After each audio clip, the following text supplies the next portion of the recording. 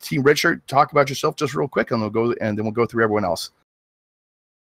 I'm Phenom. I'm my partner is Salt, and it's a wonderfully apt name because he's entirely not salty. We're Canadian gamers. We play MechWarrior, we play Arma, we play whatever we kind of feel like it, and if we find something good, we put it up on YouTube. Cool. That's pretty much how it rolls. That's awesome. That's awesome, actually. Hyperpulse link. Or uplink, I'm sorry. Hyperpulse. Generator uplink. There you go. Hi, my name is Christian. I got into the BattleTech universe way back in mid-90s with MechWarrior 2 when it came standard with my IBM Aptiva, my first PC. I've been playing Mech 3 and then Mech Commander series. Mech 4 came years after release because I was busy with high school and stuff like that. And now I'm playing MWO and soon to be BattleTech and pretty hyped. Cool deal. Hold on. I'm making sure my stream is going. Oh God, hopefully this is going right. I'm old here, so just give me a second here. Jesus fuck. God, we had such good intros too, man. Come on. Okay, I'm thinking it's going right. Hope it's going right. That was like my one good intro. I'm not gonna be able to do a good one again. I've never sounded like I know what I'm talking about so well. I know, right? Motherfucker. Okay, here we go. Okay, now it's going. Here it goes. Oh my God. Fleming, please tell me you've recorded that one. Yeah, actually, I was streaming. Yes. Out of the two of us. Okay. Wow. I was hunting for your chat the whole time because right now I've got this like chat is disabled for the stream thing on my screen right now. Yeah. Oh boy. See? Oh boy. Okay, yeah, it's a derp moment, but hopefully I'll get through it. Okay. Here goes the real intro. Here we go here. Welcome back, everybody. This is Obob 10025. The pranked. We had some technical difficulties. We had some clanners in our mechs, and so they were mucking up the gears and everything. So we have special guest Commander. Can't even say it now. Commander Lemmy, Team Redshirt, and the HPG uplink as special guests to go talk about this FedCom Civil War coming up, tech and the lore as well. So let's go to Team Redshirt and go see what's going on with him. Just talk a little about yourself. Oh, no problem. We got there. It was a little rocky at the beginning, but we got there. All right. Yeah. So I'm Phenom from Team Redshirt. I have a partner who's also my roommate who's not around because he works, and that's no fun at all. I've been a MechWarrior nerd or BattleTech nerd since as long as I can remember. I wouldn't even know where to start. We play MechWarrior, we play BattleTech, we play Arma, we play all those fun things, and if something comes up good, it ends up on the YouTube. Cool deal. And we'll go to HPG uplink. Hi, my name is Christian. I run the HPG uplink, and I got into the BattleTech universe way back in the mid-90s when MechWarrior 2 came standard with my first PC, my IBM Aptiva, and I've been playing Mech 3, Mech Commander, and then Mech 4 a couple of years after it was released, actually, because I was busy with high school and stuff like that. And now I'm playing MWO and soon-to-be BattleTech, so pretty hyped about that. Cool deal. Okay, and Commander Lemming, let's go with you. Oh shoot. Okay. So I run another MechWarrior online channel. I make memes. I do stupid shit. If it's good, it goes on the channel. That about sums it up in the short. And I play MechWarrior line and other games as well too. Fallout 4, a whole bunch of different stuff. I have a different channel. I basically do that kind of stuff, and been avid with the BattleTech community. I just love the game, like in general, pretty much. I just love it. It's awesome, great history and everything else. Yep. This is what we're talking about. And so, Team Redshirt, let's start with you, and we're gonna get Hyperpulse General. Damn it, Hyperpulse Center. Fuck, I gotta stop saying that. HPG uplink. That's what it is, but who knows? Hyperpulse. Uplink. Let's go talk with you as the coming of the FedCom Civil War. So I'll leave it up to you right there. Okay, guys. So for everyone playing MWO currently, we are in the 3050-ish timeline, 3052 specifically, with the Battle of Tukayid. So we're facing the invasion of the clans and Operation Revival. We're going to be moving into FedCom Civil War, and the events that link the clan invasion to the FedCom Civil War, I'm going to briefly outline. So first and foremost, we have the Battle of Tukayid in 3052, and that's basically where the Inner Sphere throws a proxy battle for control of Terra itself, and the Comm Guards, led by Anastasius Foch, they fight a long, drawn-out. Well, I'm sorry, what? Sorry, I said bless you. What's that guy's name? Yeah. So he's the leader of the Comm Guards, and he plans a long, decentralized series of battles that will basically upend the technological superiority of the clans, and that's how the battle is fought. Basically, the clans get really cocky, and despite the fact that Ilkhan at this point, Ulrich Kerensky, warns them not to take the Comm Guards lightly, they bid way lower than they should for the right to be the first to land on Tukayid, and as a result are horribly outgunned and outmanned because of arrogance. Basically, what ends up happening is Clan Smoke Jaguars are first to land, they get destroyed. Clan Nova Cats second to land, they get destroyed. Steel Vipers third, destroyed. Diamond Sharks fourth, destroyed. Clan Ghost Bear is the first clan to draw a marginal victory, and then the Jade Falcons, just through the actions of basically alien pride, inflict such horrible losses on the Comm Guards that it's technically a loss, but they call it a draw just because the heavy casualties that they managed to inflict. And the only clan that wins a clear, decisive victory is Wolf, and even they were kind of on the cusp of not doing so hot because a lot of the pitched battles were only decided due to the actions of Natasha Kerensky's Wolf Spiders. Oh, yeah. So the clans get raffle stomped because they're dumb as hell and underbid. And that leads to a 15-year truce where the clans cannot advance past the Tukayid line. And basically that leads into the refusal war with Clan Jade Falcon attacking Clan Wolf. And that is the whole story arc of MechWarrior 2, if you guys remember that. God, that's such a long time ago, too. Yeah. So after that, we have a Clan Smoke Jaguar mech warrior called Trent. He's a very good pilot. He's a good tactician. He participated in the Battle of Tukayid, but he was thwarted in his military advancement multiple times by bullshit clan politics. He's also gravely injured at the Battle of Tukayid, and he begins to grow disillusioned with the clan's hypocrisy. And basically, the straw that breaks the back of his allegiance to Clan Smoke Jaguar is when a subordinate of his and his star slaughters an Inner Sphere family that came running out of their house. And he starts to question everything because this is not what Alexander Kerensky founded the clans to be, which is basically civilian killers. That's why he left and the Exodus happened in the first place. Yeah. So he actually gets a bondsman through his battle in Tukayid, who happens to be a former ROM agent. And this bondsman kind of sees the way his political inclinations are going and helps him escape from Clan Smoke Jaguar in a staged battle, which makes it look like he died. And he ultimately gives the Exodus Road, which is the path that the Star League Defense Force initially took to get to the clan homeworlds, to the Inner Sphere. And that leads to Operation Bulldog. I'm sorry, go ahead. Bulldog. Yeah, okay, that was Operation Bulldog and Serpent, right? Like that was that was the beginning of it. That leads to Operation Bulldog and Task Force Serpent. I do want to say that the Comm Guard pilot that he took as a bondsman is the hero mech for the crab that just came out in MechWarrior Online, Florentine. Mm-hmm. Oh, is it? Wow. Carry on. Thank you.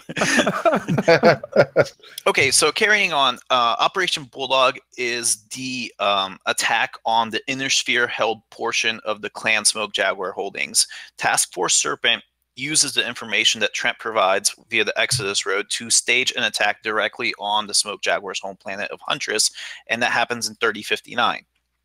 So Bulldog is a stunning success, sweeps the clan completely off the Inner Sphere holdings, and Task Force Serpent comes within a hair of actually losing the battle for Huntress, but Operation Bulldog's reinforcements, or the survivors of that, make their way to Huntress 10 days after the commander of Task Force Serpent, Ariana Winston, is actually killed, and they actually help put the nail in the coffin of the clan.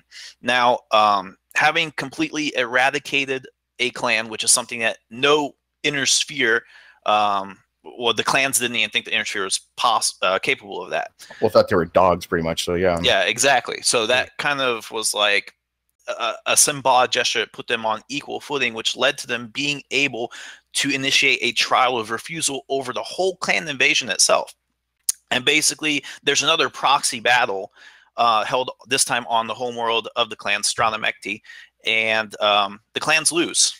And from that point on, the clans can no longer invade the inner sphere. And now that was all the that was the, not the Warden clans, but the Crusader clans. Okay. Correct. Crusaders, yeah. Yes. Yeah, the Crusader clan. Yeah, the Warden clan saw this as a trial on the Crusader ideology itself, so they abstained and didn't partake in it at all. Well, how about the like, what other clan actually helped about? Was that Clan Novacat? Yeah, Clan Novacat during the trial of refusal actually switches sides, because Clan Novacat was very spiritual and mystic, and they always looked for signs from the greater universe for guidance on what they should be doing. And they, I think their cons had a vision of a serpent and something like, I'm sorry, I forget the specifics, but the point being that Clan Novacat sees the Star League Defense Force invading Stranamekti as the Star League reborn. They think that, in their eyes, Alexander Kerensky's vision's coming to bear fruit. Finally, the Star League is being reestablished, and so they join the side of the Star League reborn on Stranamekti and actually fight against Clan Diamond Shark, or was it Ice Hellion? Yeah, they actually fight against the Ice Hellions on Stranamekti, and the trial of refusal is 3060, and that pretty much brings us up to the FedCom, the start of the FedCom Civil War, which I think Team Redshirt will take over at this point. Now, so there's go ahead, Bob. And in fact, what I was going to ask is, like, what was the initial catalyst to actually start the FedCom Civil War? Well, and what do you guys think what it was? I mean, there's a few opinions about it, but really it's Catherine Steiner Davian. Pretty much. Yeah. I don't know what we talked about it in our chat. I think I used the words hypocrisy and megalomania and a bunch of other stuff like that. Long story short, she was the second child of Hans and Melissa Davian. Melissa Steiner, Hans Davian, whatever. Her older brother, Victor, was the one who led Task Force Bulldog into the clan homeworlds and essentially won the clan war. He had immense support from all of the military that he worked with, everything. He came back after being gone for, I think it was 2 years, something, on that big ass trip. Yeah, it's a long ways. Yeah, and comes back, and she's taken over his realm completely. Both halves of it. She had been running the Lyran half of the realm for the last 5 or 6 years, I think, at that point. And she had, while he was gone, supplanted their other sister, because it's all one big royal family. Sounds familiar, doesn't it? Yeah. Anyway, she had supplanted their sister Yvonne and took over the whole FedCom. It's funny though about the royal family type thing that you're talking about is that like, I was reading some about it, and you're sitting there and it's like Katrina, Steiner, Victor, Davion. Yeah, basically it's like all these different names. I'm like, oh God, it's like it's so hard to get these people to remember their names, because they're both part of different types of realms of different names and everything. It's a pain in the ass. Oh yeah, we haven't even got into the Capellans and the Curitas. Yeah, I know. And one of the things to note through the Task Force Bulldog sort of thing, they went after Smoke Jaguar, which had taken a bunch of the Draconis Combine. And so Victor kind of became friends with the Curitans. But it had been happening for a few years. But really, for the first time in 300 years, the leader of the Davians and the leader of the Curitans were on good terms. They weren't trying to kill each other. So he comes back expecting it to be pretty calm, realizes he's been supplanted, and says, you know what? Fine. I've had war for 5 years. Since at this point, it's, you know, what is it, 3062? He's been fighting the clans for 12 years, right? It's his first big responsibility. He had just come of age when the clan war started. Yeah. So he goes, I'm going to be a farmer. Swords to plowshares type thing. He stays back. Unfortunately, his sister is crazy. Extremely crazy. She is the definition of a dictator. If there is a leader of a planet, that is dissenting or not doing what she says in some way, even if it's a ridiculously vague order, so the guy can get himself in trouble, you know. But she'll just cut, you know, communications or food or any of the supplies that these planets need, luxury right down goods to the and bare everything. minimum to keep them in line, right? Yeah. So this fosters some pretty serious resentment throughout her realm. So coming up on, you know, 3063, I believe, somewhere in there. I don't actually have the exact date when Arthur Steiner Davian is killed. Now, was it like speculation that like Catherine actually tried to kill her or go kill him? Oh yeah, well that's the thought. Now, when you read the books, I'm not actually sure if that's the case. It might have been just a wonderful coincidence that started it all, but I don't know. It looks to the world, to the inner sphere, like she had her brother killed, and that is enough for Victor to stand up and say, "No, this can't happen. I can't let you do this to my realm, to my people, after everything we went through to keep them safe." Oh yeah, which is perfectly understandable.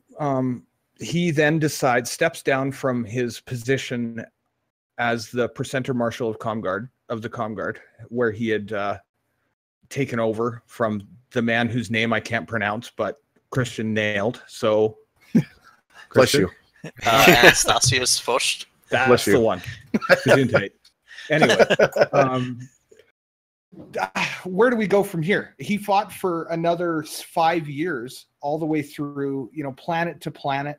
They're looking to find. It wasn't a conventional war with front lines and stuff like that. It was militias on each planet fighting with regular units or that sort of thing. As brother became, it was the ultimate in a civil war. You know, people who'd been serving beside each other for the whole length of the clan war are suddenly enemies.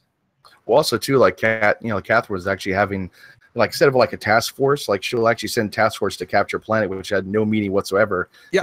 You know, she was a moron, and plus she was telling like all the different leaders, of like your generals, you know, go here, and bypassing them, but telling the units to go different places.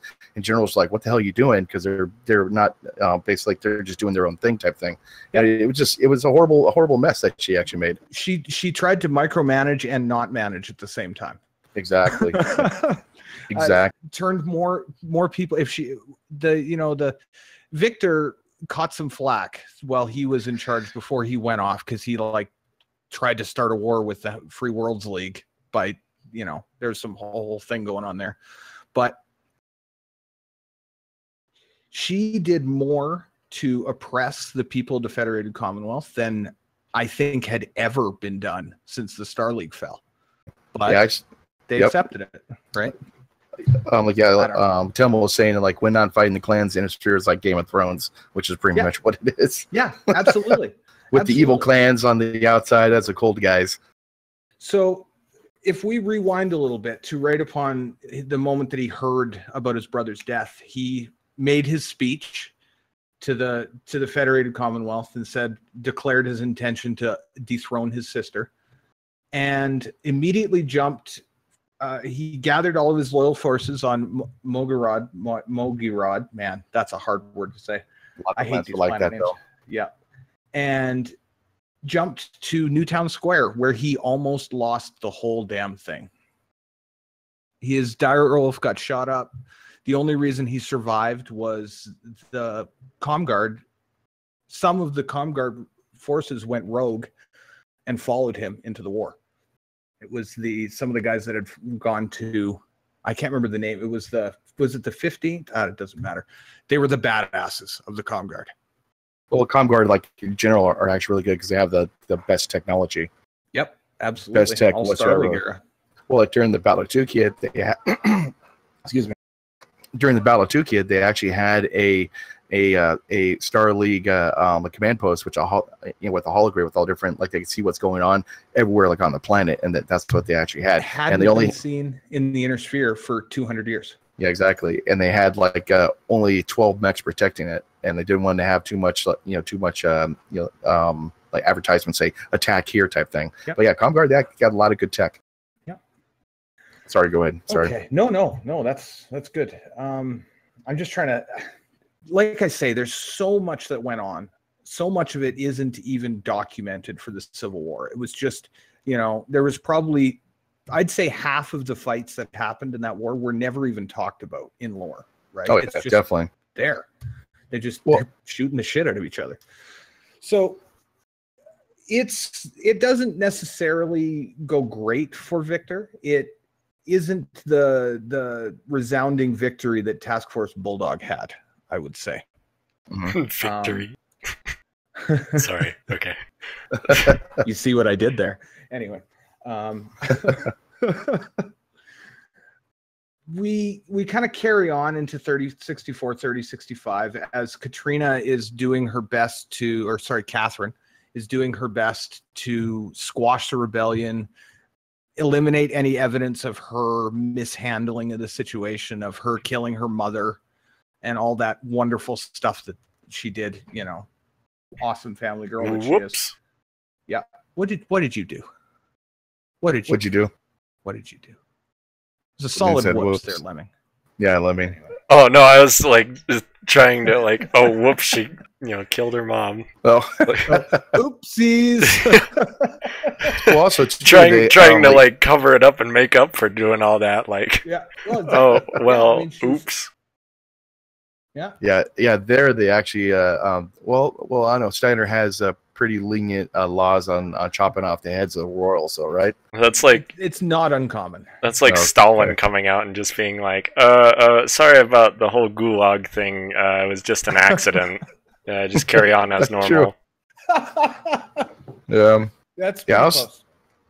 Also, too, didn't the Periphery actually go ahead and attack some things, and so did Lao, and everyone kind of took advantage of it, right? At different points. Yeah, I was just going to come to that because shortly after 3064 or late 3064, I would say, Marth Pride, the Khan of the Jade Falcons, has decided she wants to continue the battle testing that they'd done a few times in raiding the Lyran Alliance and sending fresh mech warriors or fresh clan warriors up to go get the shit shot out of them, but to get better while they do it.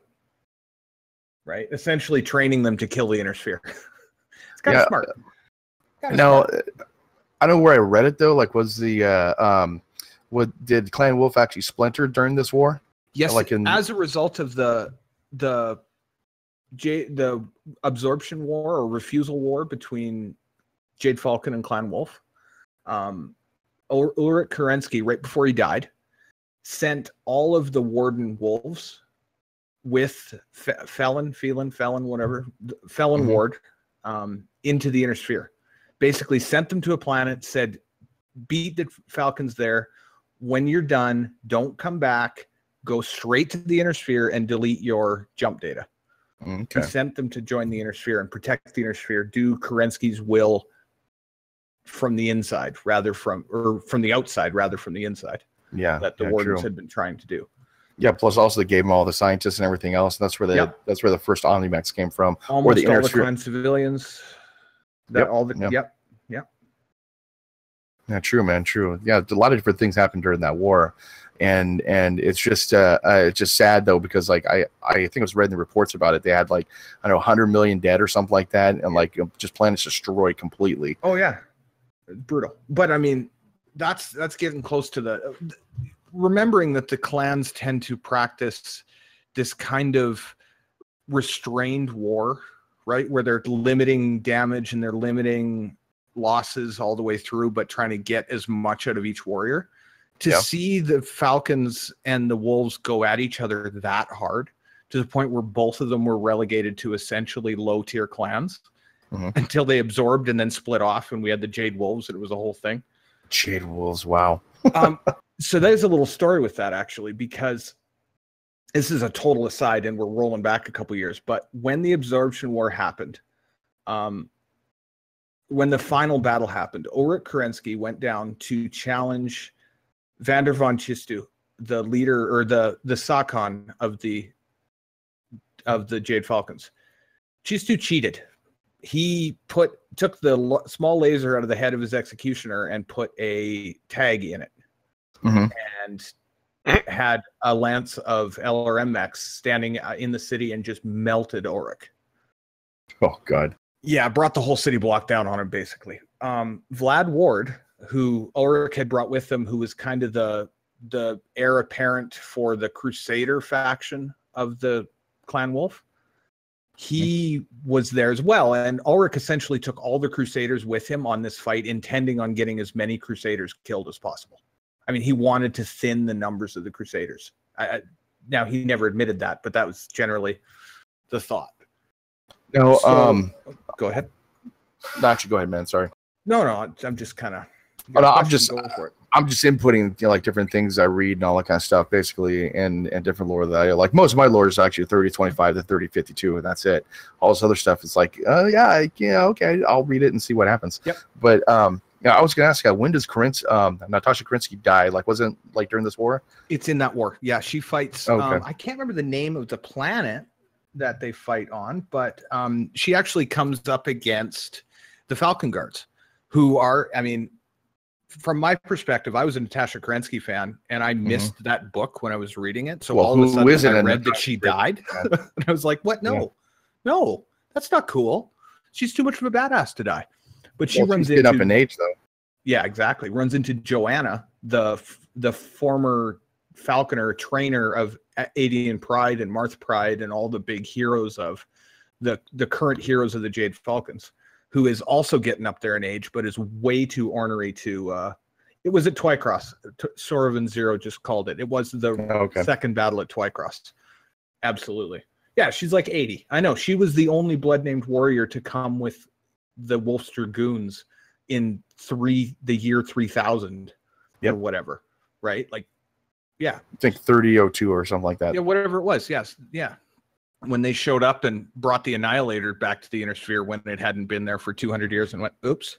Which is coming back. Oops. It's coming back. Yeah. Okay, so we kind of sidetracked a little bit. Sorry. But that's okay. It's good to explain stuff. It gives anyone who doesn't know the lore an idea of just how much there is, right? Either from the source books or the novels or whatever. There's just so much stuff in this universe. So 3064, the Jade Falcons are kind of getting themselves back to, fighting trim, call it. They're getting back into their weight class. So they decide they're going to go attack to take advantage of the Civil War to peel some of the planets that are above the Tukiad truce line, right? Because they weren't allowed to go past that line, but that left them some pretty solid territory if they wanted to, expand. Oh yeah, especially Steiner and like Creed and everything. Yeah. Oh yeah. If they could get through the Ghost Bears, they would have done it. But so they decide to attack. There's a joint Davian and Steiner task force. Well, they actually send their own task forces out, and then the Steiner one gets obliterated, kind of. They're elementals. Oops. But again, that's a great book, by the way. Operation Audacity is probably the best book out of all the damn lore books. So I have to check out some of the books. I've last book I read for the BattleTech series was Wolves at the Border, and it was actually pretty good. So good. That might be my actual favorite out of all of them, but anyway, getting sidetracked as I do. Okay, we'll do the tech. We'll do the tech in just a couple minutes. Okay. Yeah, rolling over to the tech. We'll finish off the Falcons attack. They don't achieve their goals because the two task forces hold stuff off. They bop them, but I'm not going to get into that. It's a whole thing. While this is going on, we are ramping up for the final pushes on New Avalon and Tharkat, the capitals of Steiner, or of the Steiner side and the Davian side. Mm-hmm. They decide, they bring, I don't know if we need to get into the conclusion of the Civil War, but just real quick, actually. Yeah. They attack both capitals essentially simultaneously with a Steiner coalition led by Morgan Kell, the leader of the Kell Hounds and pilot of the Tempest, the Archer Hero mech. I love that thing. At the same time, Victor attacks New Avalon.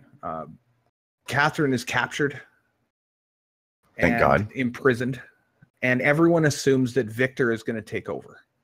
Instead, he says, I have caused way too much aggression, way too much. Too many of the people believed Catherine. Too many, they would never follow me. It just wouldn't work. So he continues with he puts Yvonne Davian in charge in New Avalon and steps back, abdicates for her, and does the same for Peter Steiner Davian in Tharkat, essentially putting the two not crazy Davians in charge of the former Federated Commonwealth states. And there we are. He retires until, the Republic of the Sphere and that whole thing, and we're not getting into that. Okay. Okay. So now we have like kind of like the FedCom Civil Wars as far as, what led up to it, what happened. Crazy, Catherine basically become nut, like a Mad Hatter nutter, and then the collusion of the FedCom Civil War. So basically, everyone knows now that it was clans versus clans. It was Intersphere versus Intersphere. Periphery taking advantage. Everyone taking advantage of just everything that's going on. So in essence, we actually guys play the game coming out, or the FedCom Civil War, the new tech and everything. Just know that there's a history behind everything of the FedCom Civil War. So now we're gonna get into the tech part and some thoughts about. Can I say something real quick? Yeah, go ahead, Ben. Sorry. This a quick thing for all of you guys that play MWO that haven't been introduced to the series via any of the previous installments and don't know much about the history. I strongly encourage you to go to sarna.net and start reading up on it, because it is so rich. And also pick up the books. You can find a lot of them used at like half price books and stuff. The novels that build the backstory for this universe are fantastic. The character development within the novels is in and of itself worth reading, even if you would never play a FPS Mech Warrior game. Just reading the novels themselves, in my opinion, is fantastic. So for all of you guys that play MWO but have only played MWO, I would encourage you to get your feet wet into the greater BattleTech universe. Yeah, there's so much to this. I mean, the history is just absolutely amazing. That there's so much to it, which I wish PGI would get into it. But there's so much to the history. It's absolutely amazing. And just like you say, you pick up the books at any used bookstore, even online on eBay. You buy them like a whole bushel of books. I mean, literally by the pound, pretty much, for dirt cheap. When I first got into the books, the very first BattleTech book I ever read, I wasn't that young, but I was a Star Wars nerd. I was reading all the Star Wars books. I found the Clan Invasion trilogy by Michael Stackpole. And so I read that, and it was like, wow, this is amazing. And they talk about all this stuff that happened in the past, and I thought it was just, a good author develops a backstory for his characters. Well, fast forward a couple years, and I finally get my hands on the Warrior trilogy, and here I am reading about all the stuff that they talked about as history when it happens. And that moment for me was like, oh wow, this universe is amazing. Oh yeah, right. Like, yeah, actually, like Telma was saying, like in the thing, even the cartoons are worth seeing, because actually they get into a lot of like when the clans first came, kind of get like a first person, like a first type thing. And so watch the cartoons that are out there. You find them on. It's such on a YouTube. huge franchise. I had no idea about it until I touched Mech Warrior Online, and like I Okay, I was expecting it to be like, one of those toy seller things, kind of like Gundam or something like that, where they just like make up a story so that they can sell merchandise. But like, I went to Sarna and I'm like, oh shit! Like, there's a lot of work that's gone into it, a lot of community that's been built on it, all kinds of shit, and there's like all these people that have been in it since the beginning and have their own little groups that like predate MechWarrior Online units, stuff like that. I had absolutely no clue. I mean, it's almost as wide-reaching of a series as Dungeons and Dragons, but it doesn't have the same like frontal PR, so you never hear about it. Yep. Oh, you said it. You said the word D&D. Oh my god. Yeah. Well, I mean, for those who don't know, I mean, the original Dragonlance trilogy, the Dragons of Summer, or what is it, Autumn, Twilight, whatever it is, that was based on the test group that they played version 1 D&D with. So they're testing the rules, and that's where all those character names and everything came from. Yeah, true. I found really cool when I read that. Okay, so now we're getting into the tech. Okay, everyone, tech. Everyone loves this tech stuff. Tech. So let's go with the HPG uplink. Yes, I said it right now. Nailed it. I nailed it. Yes. Okay, so let's go with HPG like uplink. We're gonna go with you first. What do you think will be the best thing for the tech that is coming out, and why? And give like 1 or 2 examples of 2 different things.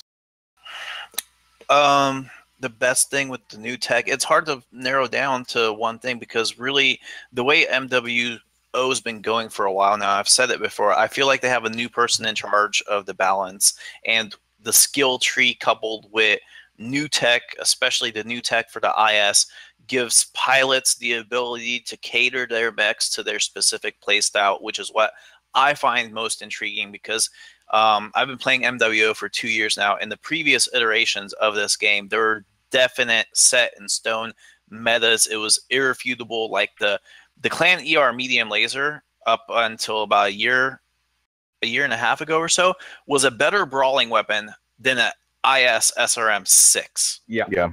Okay, we had major faux pas that locked players into playing certain weapon systems and builds where if you didn't bring them, you were literally dead fucking weight. And that was horrendous, because there's such a variety of mechs and chassis that can be played by a player. And it was a huge it was a huge disgrace, really, to what BattleTech is.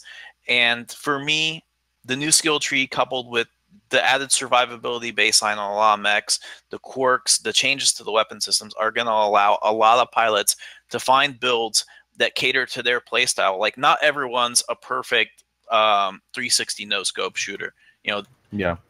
Now I feel like there are options for players that don't have perfect pinpoint aim to pull their weight in teams with mech builds that cater to their playstyle, which is what I find most exciting. I mean, I know myself, I'm a potato, so it's okay. I wouldn't go that big time potato. I wouldn't say that. You should see some of the crap I do, man. I'm a potato. Yeah, but I've seen way worse too. So okay, let's go with Commander Lemming. Like, what do you think would be the best type of tech, and 1 or 2 examples, and why? Dude, Clan Light Tag, best thing in the game. 10 Light tag, really? Get out. No, I'm just fucking with you. Okay, you gotta explain this now. No, I have to explain it now that I started bullshitting. Evidence, yeah. Oh my god. Well, you see, now you'll be able to use those ATMs at closer range because you have a light tag. But no, I'm just messing. Okay. Honestly, I was like, what, really? Honestly, like my mind blew for a second there. The half pharaoh is huge for me personally. Like where you can do 7 slots. Like, it's like discount pharaoh pretty much. And on like a lot of my light mechs where I really wanted pharaoh fibrous, but I have to like carry SRMs or something like that, it's gonna do worlds of work for me. I mean, light engines is the big one up front that everybody hears about, because yeah, you can almost have an XL that doesn't kill you, but it still takes up those 4 slots, and it's only half the bonus of an XL. So in your light mechs, you'll probably still end up carrying XLs. That's just how it goes. Oh yeah, definitely. Like I know the XLs. Like for me, it's gonna be great. The semi-pharaoh is gonna do shit tons of work for my light mechs. That brings me joy. Also, you know, stealth armor is so much fun for shits and giggles. I was curious about the light pharaoh. I didn't feel like it was. I don't know. When I used it, I felt like it was more useful on the top end of the weight classes than the bottom end. But maybe you've got a few more different light builds than me or something. But yeah, I didn't find a lot of use on my lights. The top end, not so much, because that's where you want endo steel. Well, only. Yeah, that's a given. And that's the point where you have so many slots occupied that you probably won't have enough room even for light pharaoh. True. But true. I mean, it'll free up a half ton, maybe, if you're lucky. But that's what I was doing with it, was, you know, using it to fill off the ammo or the armor or a little bit of ammo or whatever. Right? Anyway. That's just weird. But yeah, that's basically what does it for me. I mean, the weapons, I'm happy for LBX-20s on Inner Sphere. LB weapons are the big thing to look at right now because of every single mech in the game pretty much now having structure quirks. Mm-hmm. It's just LBX is coming back, and it's coming back hard. And having an LB20, I mean, the video that I did where the mask cataphract with an LB20 instead of an AC20, and then 5 medium pulses to open everything up. Yeah. It's perfect. Oh, yeah. I mean, it fits so well. The LB20 fits perfectly with the Inner Sphere tech because it's brawly, it's low heat. It's basically an exact port from the clan version, but it does take up a shit ton of slots. That's the only big downside. I just wish that we could see LB autocannons the way they're supposed to be, with select fire. Well, not select fire. Dual purpose. They have the cluster and the solid rounds. Yeah, that I don't think PJ can program that. No, yeah, they said that right off the bat. They can't do it. Which is, I was hoping that maybe if they switch the engine, they might be able to. But who knows? Who knows? Okay, so Team Richer, what, you know, the same question as well, and then after this we'll have a Q&A, so everyone in the audience gets to go ahead and, you know, ask questions, like anything. Don't worry about it. Hopefully MechWarrior like related. So we'll go with Team Richer and same question actually. Well, I have a few opinions. Obviously, light engines are going to be. I really think they'll be the standout, but everyone knew that because it's why clan mechs are half as good as they are. But I really think that the light Gauss and the light PPC are going to be the big standouts weapon wise. We'll be able to see the smaller mechs that already did that. Oh, I'm going to put a light or PPC on there, and that's all I'm getting. Right? We might see some variety in those small sniper builds, especially with stealth armor. Mm-hmm.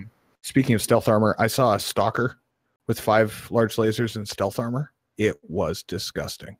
5 large lasers, Jesus! He just stood up on a thing and alphaed somebody and ran away. Oh man! So like basically like the light PPCs and what else you said? Light Gauss. Light Gauss is going to be a thing. And that said, heavy Gauss is the most, and rotary autocannons are fun. So I'll use them all the time. I don't know how good they're going to be.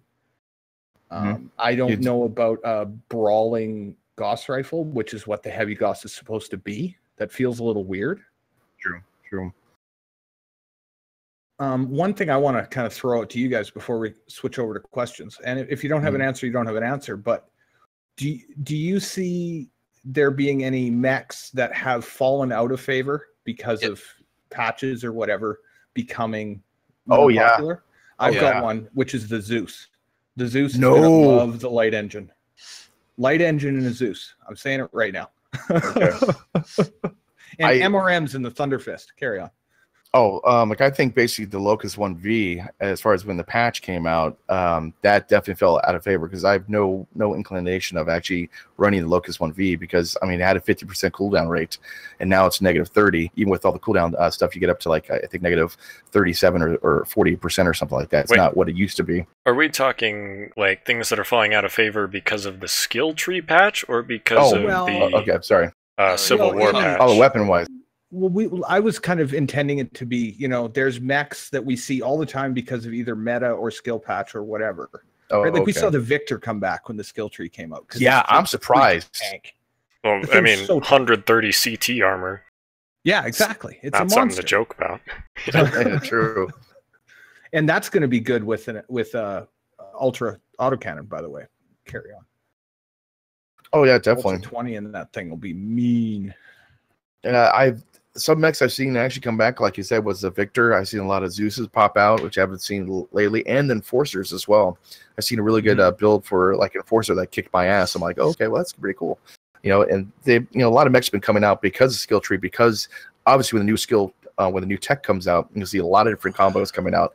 No one knows what they're doing for the first week, basically, and then the meta will start popping out there. Yep. That's the best part. Is I love that part where no one has any idea what they're doing.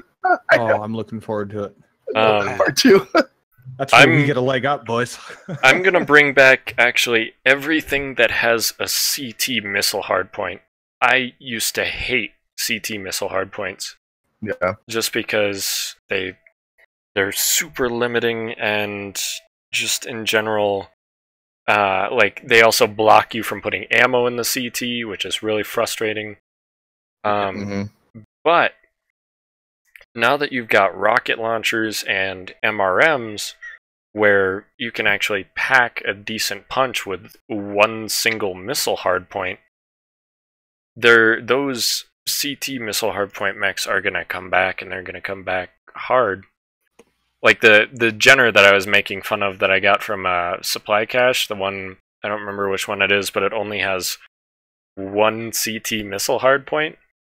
Yeah. Now I can actually, rather than putting in something dumb like, well, either throwing a narc in it just for shits and giggles, or throwing in like one SRM6 at max, I can throw in a rocket launcher and just have like a pocket 20 damage instantly. Which I was really going to talk about that too.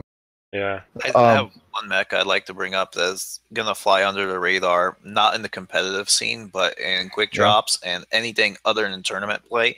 The Ayy V is gonna be a phenomenal weapons platform because currently you can run 2 Ultra 5s, 3 SRM4s, and 2 mediums with it, and barely enough ammo. But with the LFE, you're gonna be able to run the same loadout, but with SRM6s and I think large lasers and the heat sinks to continuously pummel damage. And because it has the jam chance reduction quirks on the UX5s, and the durability buffs, plus like was it plus 23 armor basically everywhere on the Orion V, that is going to be a premier push mech from now on for anything but tournament play. And that's my prediction for something that's going to make a roaring comeback that no one's going to see coming with the new tech. Oh, definitely by far. A lot of cool things like I know I was going to say the rocket launchers. That is actually going to be phenomenal because I have a lot of assault mechs, brawlers that have 2 slots open and 1.5 tons. Boom, there goes a rocket launcher 15. That I can use to go and do like just pummeling damage against one mech. And that I see is going to be a big thing. Then also, of course, the troll builds with the light mech with a bunch of rocket launchers. That's going to be coming out too. That's a lot of fun. I built a javelin that was just disgusting. Oh god, yeah. I actually, when the skill patch dropped, I started playing. I've always loved the dragon, but I never bought one because they were never that good. They were good when they first came out, and then they kind of changed all their hitboxes, and they kind of got not good. I was running. It was an Ultra 5 in one arm, 2 large pulse lasers in the other arm, and an SRM4 with a half ton of ammo in the chest. Okay. I must have gotten 5 or 6 kills.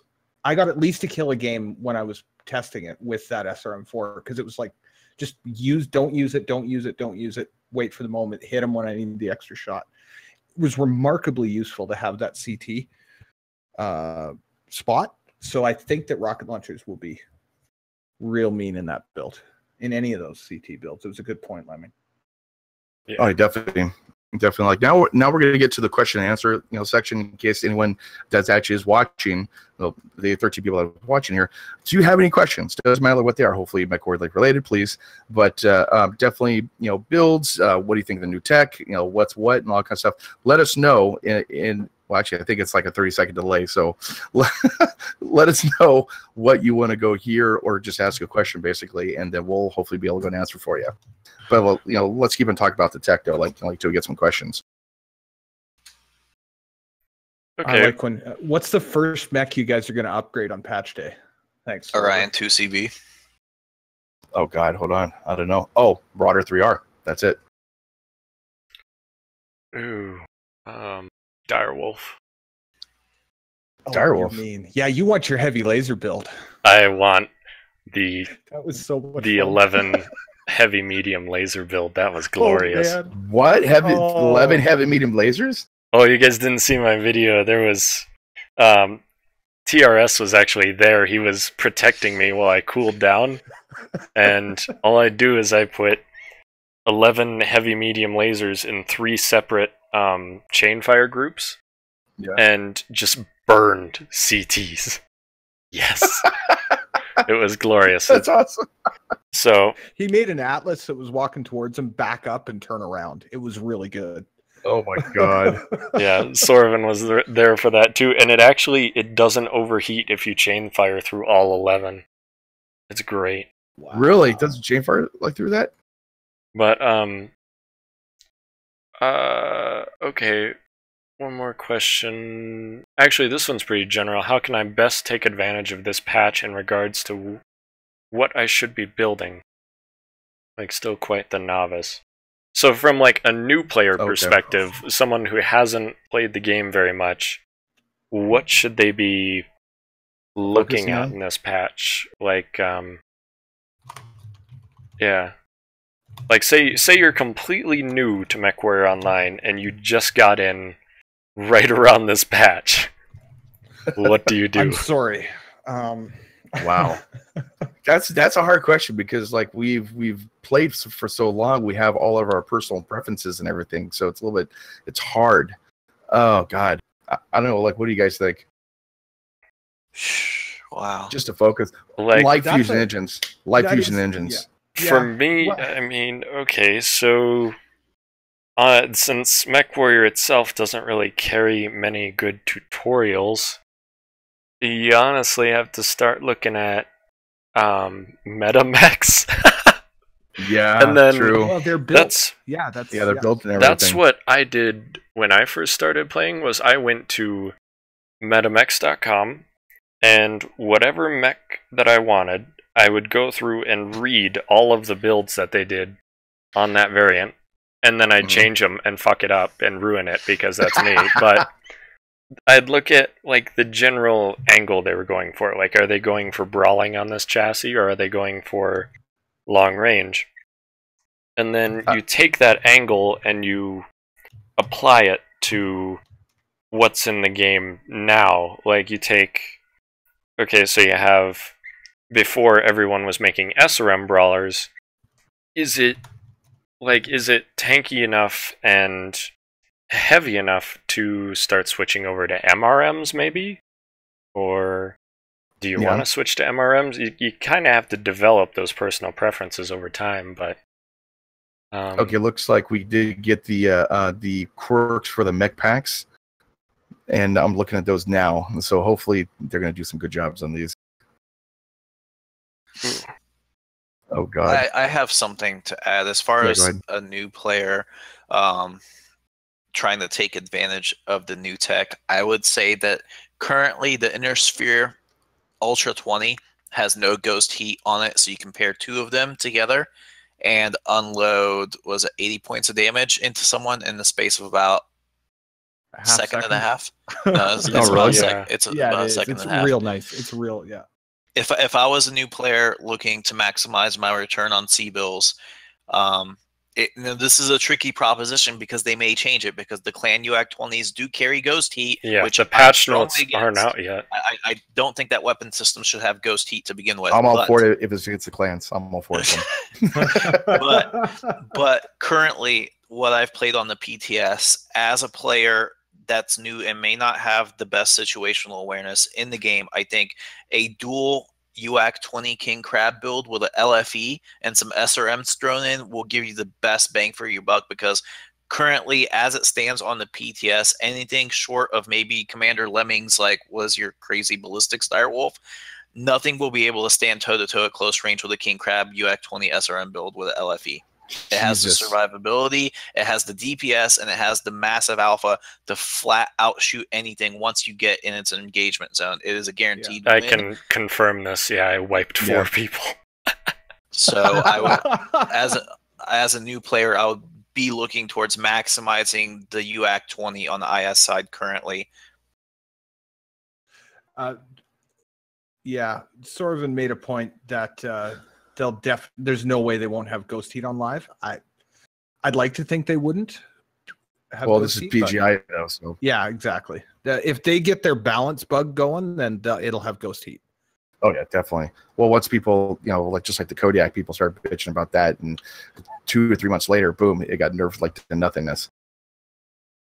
Yeah, but looking at that as well, how OP do you guys think that the new mechs are gonna be? God, I don't know, man. Go on. I was just gonna say I want an Annihilator because I want an Annihilator because I used to run the 4 LBX 10 Mauler all the time. Mm-hmm. But other than that, I mean, it better be a damn tough mech the way it's looking with the hitboxes and stuff. Yeah, that's all I'm saying. I painted the hitboxes of it first. I was watching that. To answer your question about it being tough, the quirks were just released on the website. If you go to nwmercs.com, the center torso on the Annihilator 1A has plus 31 armor. Oh, left torso wow. plus 26. Christ. So you're talking about... I think PGI, I'm not 100% sure on the engine caps because I haven't looked at that, but it looks like PGI is taking the position that if this assault mech has a low engine cap and can barely move out of its own way, let's make it fucking indestructible. Yeah, I mean, pretty much what's going to happen. The periscope on top of it is going to be its Achilles heel. That's because right, I'm looking at it now. That's right. Oh, no joke. But because those arms are going to be interesting. You know that periscope, what it's going to do is it's going to reveal you like a minute before you get up the hill because of how slow you are. Well, every time I play my Archer, like with the doors open, same thing. Yeah, it's going to be a hitbox, and it's going to be a head hitbox, so you got to be careful around dual Gauss.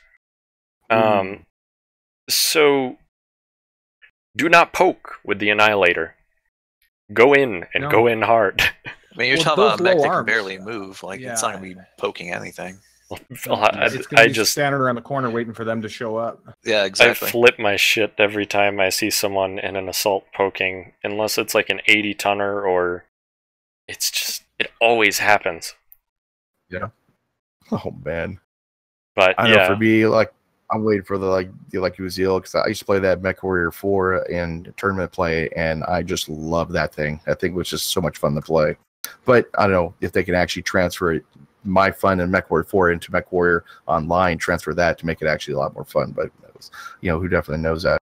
The but, yeah, I'm a big fan. Legs trip me out. They're triple jointed. Yep. That is weird. And then it's gonna be weird to see it move. It's got the hip joint, it's got 2 joints in the leg, and then it's also got the ankle joint. So I guess that's 4 if you count the ankle too, but it's... So you got, the hip joint. It's got such a weird saunter to it when you see it in slow motion. It's really unique, and I like that. And I made fun of it on initial, perspective because I hated the CT missile slot. But now I have to go back on that because of the new tech. It's actually tell them about. Sorry, go ahead. I was just gonna say it's all changed now. I can actually imagine a big old rocket launcher in there, or even an MRM. Saw a Raven run around with an MRM-20 and actually do a shit ton of work. It was Oh hilarious. wow. Yeah, like Telmo was saying, the Cougar actually has insane torso yaw, and basically it's 126. You could look at it, and it's just you could go all you could literally almost do a 360 pretty much. Wow. For the Cougar. That's just crazy. That's be interesting to go and see. At least some of them. The D can go about maybe a little bit over half. Then there's also the Mad Cat MK2, which is the one I'm painting right now, actually. That's going to be a mean one. Yeah, it will be. Mad Cat 2? Yeah, especially because one of the main, if I remember correctly, one of the main models of it, or variants, has like the exact same hard points as a Scorch. So, Jesus. It's like, oh Christ. Oh man. Well, and if you look at how the weapons are laid out, they're all right around the cockpit. It's going to be nice and focused for your. Yeah, I like that. I like the design of that mech. I'm not sure I'm going to buy it, but I like how it looks. Well, Mad Cat 2 has some nice poking stuff. Basically, you have the missiles on top. And then what's the other Inner Sphere? The Night Star. Well, that's coming out next month, though. Next month. I know, but that's the one that I'm looking forward to out of all of them. More than anything, it's beautiful. Actually, like a lot of people are waiting for that. Like what's the one? The other light one, the wolf something. Arctic Wolf. Yeah, Arctic Wolf. Everyone's just drooling over that thing because 9 missile hard points, I think. Yeah. Jesus. And it's half Omni mech, half battle mech, like the variants, which is pretty cool. That's the first time they've done that, which fits with the lore of the Arctic Wolf because it was originally designed by the Clan Wolf in Exile, and I think it was the test bed was a battle mech, and then they turned it into an Omni mech. All right. One way or the other, I can't remember, but yeah. So that's the first Clan Wolf in Exile Omni. Got a little hard to say that, but yeah, which is going to be cool. I think this is a mistake though. The like Zeal 6P has inner machine gun rate of fire plus 20%, but there's no ballistic slots. I think they fucked up on that one. Uh-oh. Yeah, imaginary machine guns. it's the pilot sitting there going psychological warfare. I know. I'm looking at this going, wait, that doesn't make any sense. Oh man. Yeah. So basically, like we got the tech and everything else. Like as far as the tag, you're talking about the tag before. There's a meme, right? That was just a meme for that. That was just a joke. I mean, it's a light tag.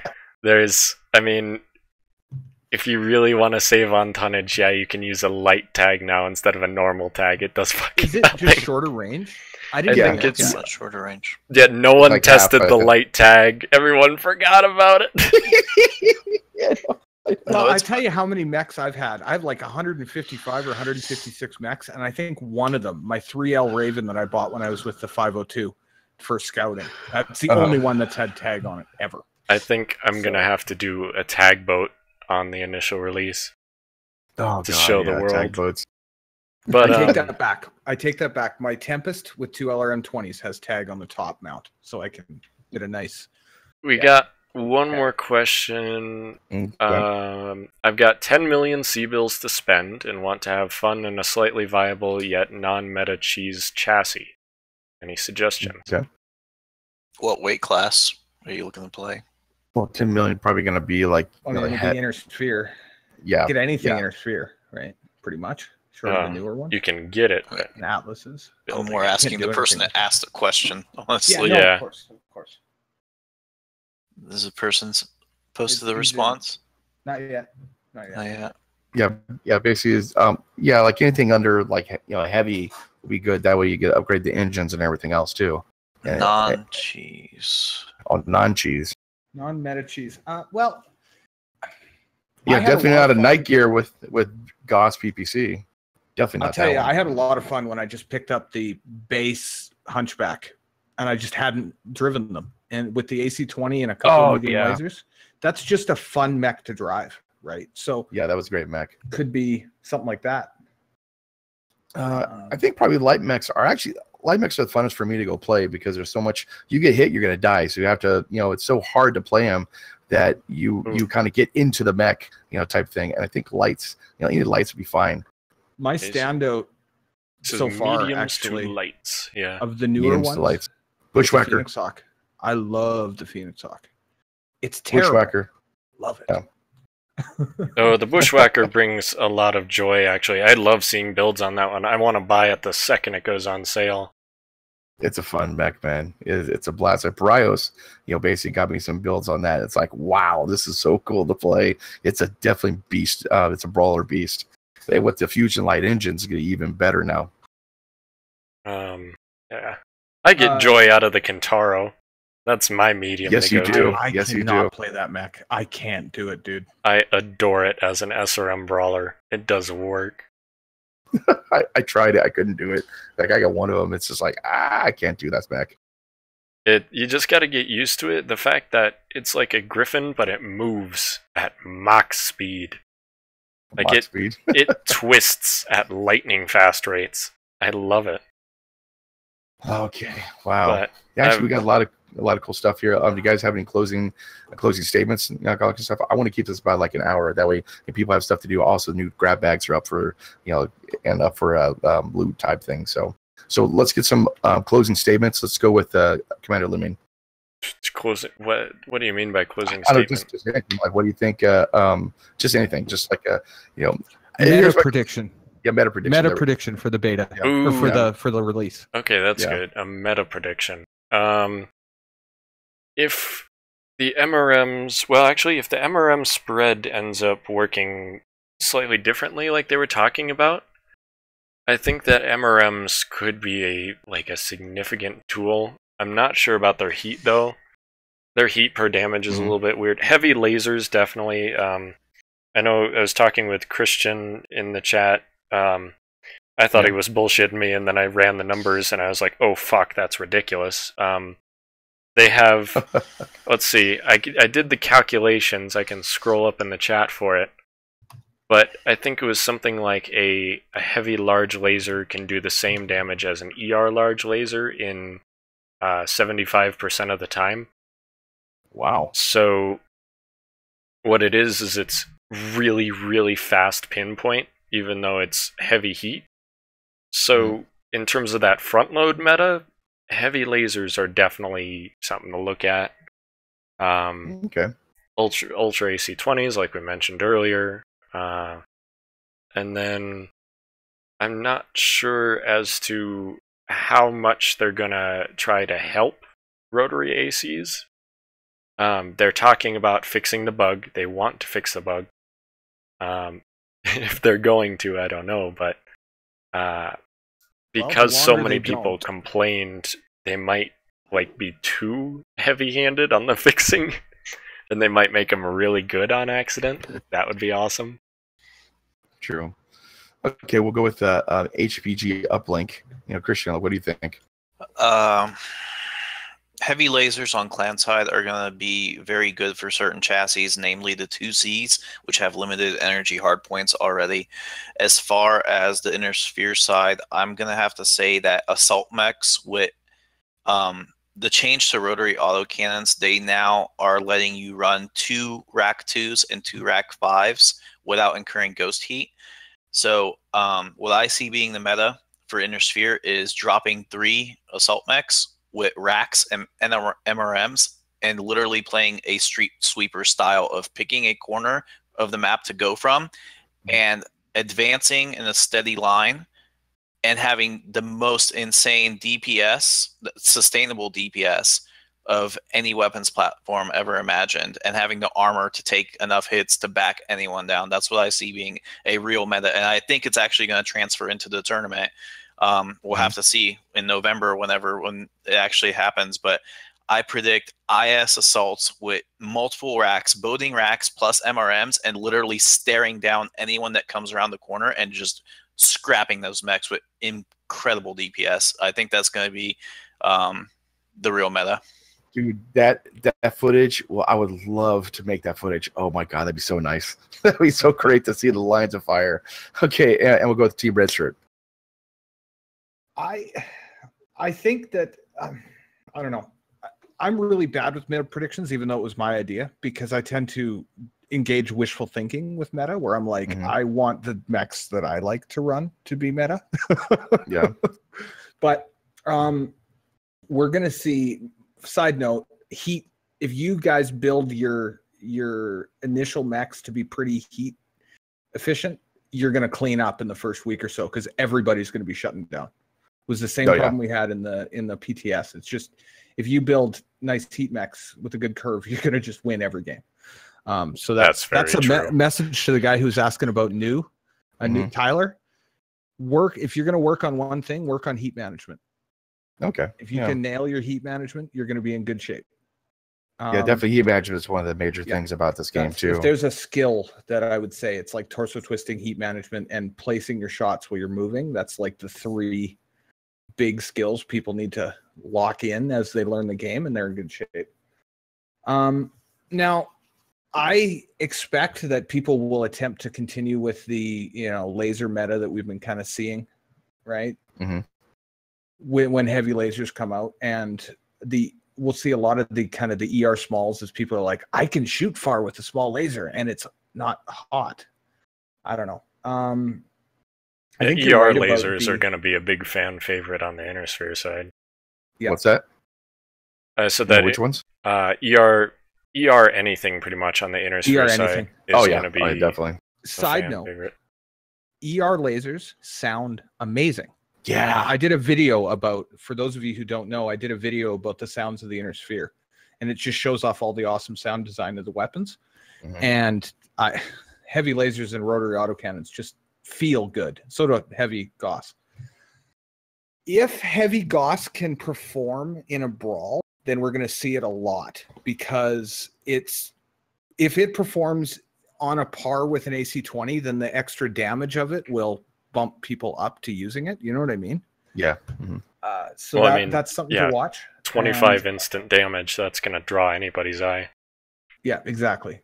And we're going to have a bunch of PPC. We're going to have a week of people playing with PPCs and trying to figure out that kind of thing. Were you playing like when they had the PPC event where everyone gets got to do over like 200 damage? First second that happened, literally it was just a stream of sperm going all over the place, man. It was kind of fun actually, because it was so different. Yeah, it was so different from how the games go. I missed that one. I was there for Gauss though. Oh god, it was so funny, man. Sorvin brings a good point with the heavy Gauss in a brawl. It crits so easy. Yeah, it'll explode the second you get past that armor. Yeah. And with heavy machine guns out there. Whew. Oh, yeah. We didn't even mention heavy machine guns. We all talked about tech. Like, those are going to be fun. They're going to be everywhere. Micro pulses and heavy machine guns are like the bread and butter of clan brawling for me. Yeah. For the first time since I got my Novas, I went, oh, this is a fun mech. Okay, so we did run about 13 minutes, like over.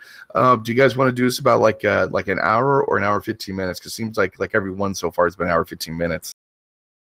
I think if we aim for an hour and then kind of if questions follow over, then we're good, right? Like that's what happened here. We were pretty much done our topics in an hour, and we had 15 or so minutes of bullshit in their topics. Oh, John got a Kintaro.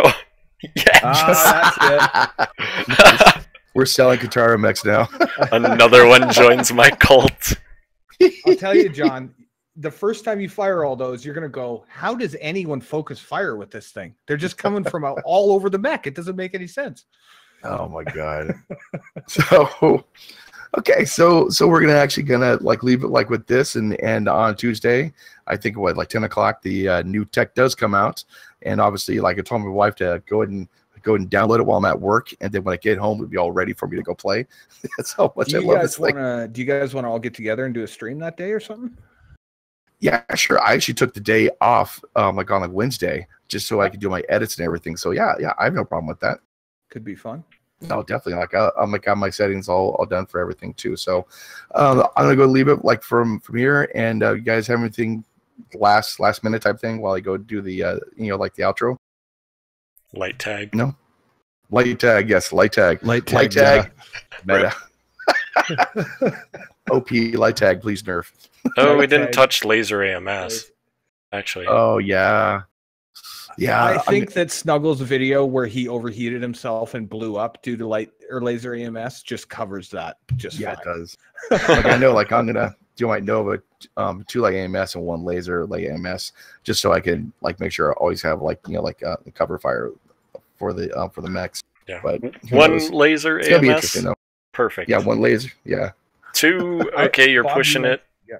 Well, 3. Bob, you mentioned the mixture in your chat. Yeah. I actually like that. I didn't play around with that. My question is, can you disable them independently? Can you turn the laser off and leave the ammo? Okay. Well, you can turn everything off, but like everything has to go on like on or off basically. But like the reason is though, like I have 11,000 AMS rounds for my 3 AMS systems, and then if I bring it down, just to what, like 1.5 tons, basically for the clan one, or 1 ton. Yeah. Okay, so and basically that's 1 ton, that's 10, and that's 9,000 rounds left. But I'll probably go and take out 2 more 1,000 rounds and then get some more heat sinks to go cover the like laser AMS. Yeah, just it's essentially small laser firing up in the air. Yeah, true. It felt really, really accurate compared to a normal AMS. Like I know on paper they have the same amount of missiles destroyed per second, but I don't know, it just didn't feel like that. Yeah, I don't know. Well, didn't they bring it down, the heat down from like 4 to 3? Yeah, they dropped it a little bit. True. Bump my microphone there, guys. Sorry about that. Okay, so everyone, I thank you for actually going checking out the stream. We also, the links are down below for Commander Lemmings. Well, actually, I don't have yours because I didn't know like you'd be coming in. But if you want to put your link in chat, that'd be awesome too. Sorry, man. For hype, damn it, God, you gotta change your fucking name, man. Almost fixed it. Almost had it. Almost made it. The HPG uplink. The link is down below, like in my chat as well, and for the Team Red shirt as well. And basically, all links are there. I'll probably do a stream on Tuesday with all of us, so check us out as well. If you guys can. Thank you for shopping. Well, not thank you. Thank you for shopping at Walmart. Thank you for shopping at the First Circuit. The First Circuit. This is the 2nd episode. Sorry, my voice is like this. I don't have any water like with me, but thank you for actually stopping by. I know you watch other YouTubers, and thank you for watching us. Really do appreciate it. And we're, basically a community of YouTubers, Twitch streamers, and everything else. And hopefully this might be like a twice a month thing or once a week thing or once a month thing. It just all depends on time wise and everything else of the First Circuit about MechWarrior Line. So thank you, everyone. And I will see you on the flip side. See you on the battlefield. Probably have to have another one after at some point. Oh yeah, definitely. Basically, we'll have it like next Friday. Do you think, or what? Yeah, a week from now probably works for me. Okay, cool deal. Okay, cool. Next Friday will be another stream of what our predictions were and what we were wrong about. Most things. I'll say that right now. Spoiler alert. Yeah. Well, the first week no one knows what they're doing, so it's going to be hilarious. We don't even have the patch notes yet, so we're just throwing shit. Well, that's like I was saying before we got started. I'm glad they didn't release it because that's a whole bunch of content for next week that we can just block off and be good with. Definitely. Okay, I'm gonna go in my stream. So thank you everyone for watching. I do appreciate it, and you guys check out the other people that are here: Commander Lemming, the HPG uplink, and Team Red Shirt. Check out their channels down below, and I will see you on the battlefield. Thanks, guys. Okay, let me go in this. Let's see if I can fuck up again. All right. Go. Thanks for shopping. I'm going to end my stream too. God, that was good. See y'all later.